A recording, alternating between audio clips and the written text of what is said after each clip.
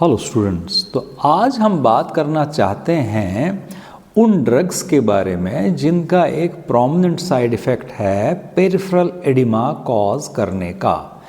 Peripheral oedema क्या है? Accumulation of fluid हो जाता है, या तो स्लोली होगा, ग्रेजुअली होगा, एक्यूमुलेट हो जाता है, जमावड़ा हो जाता है फ्लूइड का हमारी लोअर एक्सट्रीमिटीज़ में, जैसे कि फीट हो गए, पैर हो गए, एंकल हो गया, लेग्स हो गया, वगैरह वगैरह।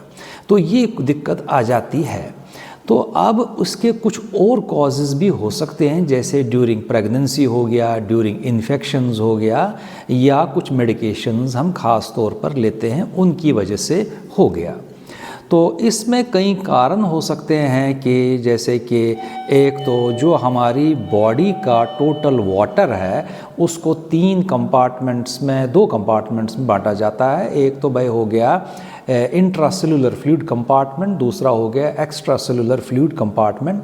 तो करीबन एक्स्ट्रा सेलुलर फ्लूइड में 1/3 फ्लूइड रहता है टोटल बॉडी का वाटर का, और उसको दो हिस्सों में बांट देते हैं एक्स्ट्रा सेलुलर फ्लूइड कंपार्टमेंट को, इंट्रावेस्कुलर फ्लूइड कंपार्टमेंट और एक्स्ट्रावेस्कुलर फ्लूइड कंपार्टमेंट।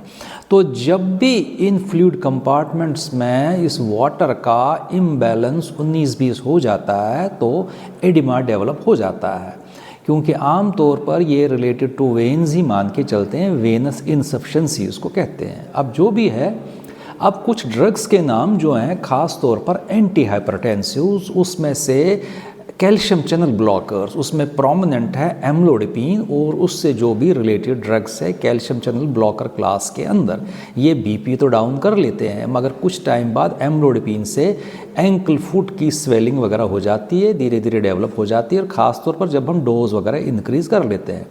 उसके बाद एंटी हाइपरटेंसिव्स में जैसे क्लोनिडीन है, इससे हो जाता है, बीटा ब्लॉकर्स जो है उससे हो जाता है, और उसके बाद कॉर्टिकोस्टेरॉइड्स भी वगैरह जो बर्थ कंट्रोल पिल्स है उससे हो जाता है, और non steroidal anti inflammatory agents जो है पेन वगैरह आर्थराइट्स में यूज़ होते हैं उससे हो जाता है, और जो हम एपिलेप्सी में या सीजर्स में गाबापेंटिन, प्रीगैबलिन जिनको पेंटेनॉइड्स कहते हैं, इससे हो जाता है, और एंटी डिप्रेसेंट्स भी एक क्लास ऑफ मेडिकेशंस है उससे हो जाता है, जैसे कि माव इनहिबिटर्स है, और जो पार्किंसोनिज्म ट्रीट करने के लिए प्रामिप्रेक्सोल ड्रग है इससे भी हो जाता है। तो ये कुछ ड्रग्स हैं जिससे ये समस्या आ जाती है। अब फार्मासिस्ट को ये कहना चाहिए, एक तो या तो इसको मेडिसिन चेंज करे डॉक्टर की सलाह से, या तो ज़्यादा खड़े ना रहे और पैर ऊपर ही रखें, ये इसका इमीडिएट ट्रीटमेंट हो सकता है। Thank you.